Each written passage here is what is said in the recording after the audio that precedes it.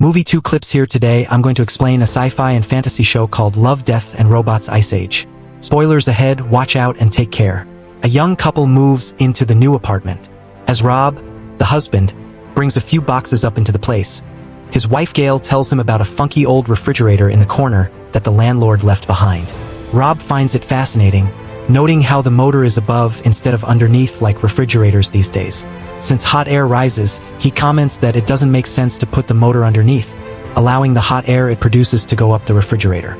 However, Gail barely pays attention and she simply agrees to the things Rob says.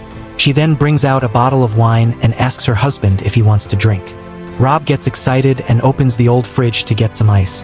However, the freezer is bulked up with frost, but he still manages to get a little cube of ice. The couple then makes a short toast to their new life together. Before Rob could take a sip of his drink, he notices something inside the ice. He takes it out of the glass and shows it to Gail, asking her to confirm what's inside the ice cube. Gail looks closer and becomes just as surprised as her husband. Wanting to confirm what she saw, Gail grabs a magnifying glass to inspect the ice cube closely. Surprisingly, inside it is a miniature mammoth with spears in its body. Gail wonders if there are more of these things in the freezer, so she opens it. She quickly takes out the junk inside and gets shocked by what she sees. With this, Rob takes a peek and comments there's a lost civilization in the refrigerator. True enough, the freezer contains a miniature working medieval city. Everything inside moves so fast with the little people going through their day normally, unaffected by the two giants hovering near their city. In disbelief, Gail claims that what's happening doesn't make sense, and Rob agrees. She then clarifies that they're seeing an early medieval city, when woolly mammoths died out sometime in the late Neolithic period. Rob shrugs it off and simply agrees with his wife to hide his ignorance. Later on, Rob buries the frozen mammoth in a pot of dirt. Rob seems sad about it, so Gail lightens up the mood and says it'll probably make for a good fertilizer. Curiosity takes over and the two check the freezer again. To their surprise, everything has changed drastically. What used to be a medieval city is now a modernized place during the Industrial Revolution. Factories and railroads are built, covering the freezer sky with smoke. The couple knows that they've only been gone for 10 minutes, but decades have already gone by for the miniature people. With this, Gail theorizes that time moves differently inside the freezer as they witness the Industrial Revolution at great speed. Rob is disappointed that they missed the Renaissance period. He notices two miniature men sitting by a building under construction and wonders if the people perceive them as gods. However, the men are actually making fun of them, seeing them as weird faces in the sky that are staring at the city. One man even comments that he's tired of seeing the broccoli that's stuck in Gail's teeth. Seconds later, modernized buildings are erected. Rob notices things flying around, and Gail identifies them as airplanes. As more skyscrapers are built, Gail believes that the miniature people have reached the present time. Rob confirms this when he sees a Starbucks store and comments that the cafe really pops out everywhere. Just then, he notices something weird, so he takes a closer look. Suddenly, a missile falls into the middle of the city and explodes. The explosion blinds Rob, making him back away and fall onto the floor. Gail helps him up and tells him to calm down, but Rob panics, exclaiming that tactical nukes are exploding in their freezer. However, Rob's face is as red as a tomato and Gail could barely keep a straight face as the freezer explodes with huge nuclear bombs. Gail hands a shiny toaster to her husband, letting him see how the heat from the explosion caused his face to glow red. Rob groans, but then he notices that the situation in the freezer just became worse. The couple stares at it as they hear screams, gunshots, and explosions. With this, Gail closes the freezer and says that the people can't possibly outgrow war in a couple of minutes. Hearing this, Rob asks what they should do, and Gail responds they should order pizza. Later that night, the couple has pizza for dinner while they wait for the situation to die down. An hour has passed and Rob recommends that they should check out the freezer. He hopes that the miniature people had a chance to rebuild their city, but Gail gently tells him that they need to embrace the possibility that they didn't make it. Still, Rob goes to the freezer and opens it anyway. To their surprise, the freezer glows with luminous cities and flying cars. Gail claims that it looks like the Emerald City but with less emerald and more futuristic devices. The sight of this makes Rob ecstatic, marveling at how beautiful everything is.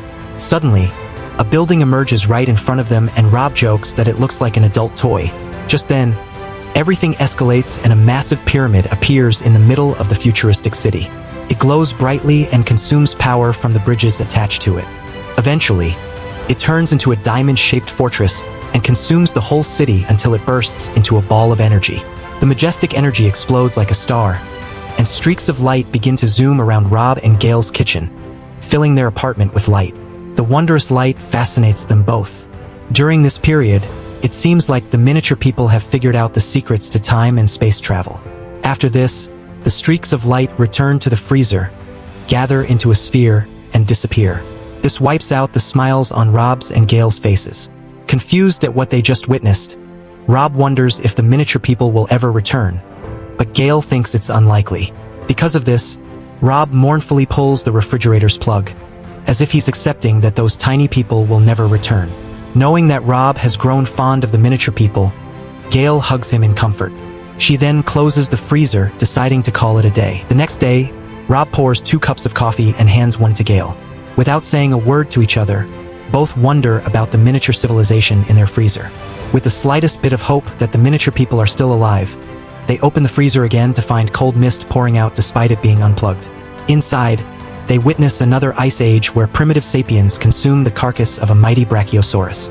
It seems like life in the freezer has restarted, and it has now returned to the age of the dinosaurs. Just then, a roar alerts the sapiens of the arriving Tyrannosaurus Rex. The sapiens run as one is caught between the dinosaur's teeth. The last sapien tumbles with the T-Rex closing in, lunging for the kill. Many claim that the freezer is like a pocket universe that shows how life evolves to the point of leaving reality. Some may think that the freezer showed the end of their world, but it could also mean that the miniature humans found a different dimension to live in. It's uncertain how many times this process of life occurred in the old freezer, or if it always plays out the same way. The previous owners may have seen life bloom and die repeatedly, eventually getting bored of it, thus leaving the extraordinary freezer behind.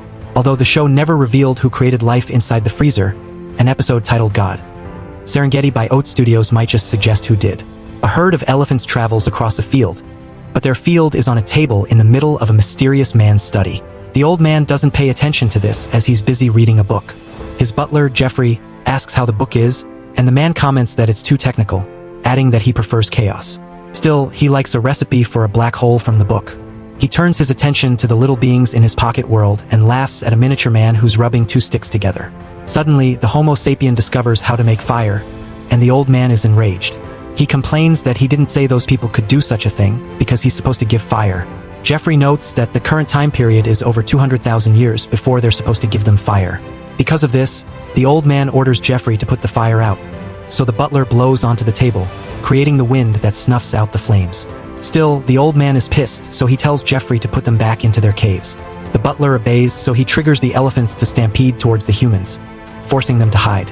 After it's done, the old man is still annoyed at what just happened, so he plans to shrink the brains of the tiny beings to prevent them from making their own choices.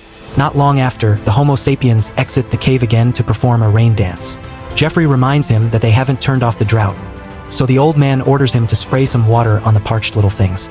Jeffrey happily obliges and sprays water over the table, causing it to rain on the field. He comments that their God is merciful as the Homo sapiens rejoice. The old man giggles at the sight of their excitement, so he orders his trusty butler to spray more water. As Jeffrey does so, new plants begin to sprout from the little field. Finally, he's had enough of his fun and the old man tells Jeffrey to release the plague.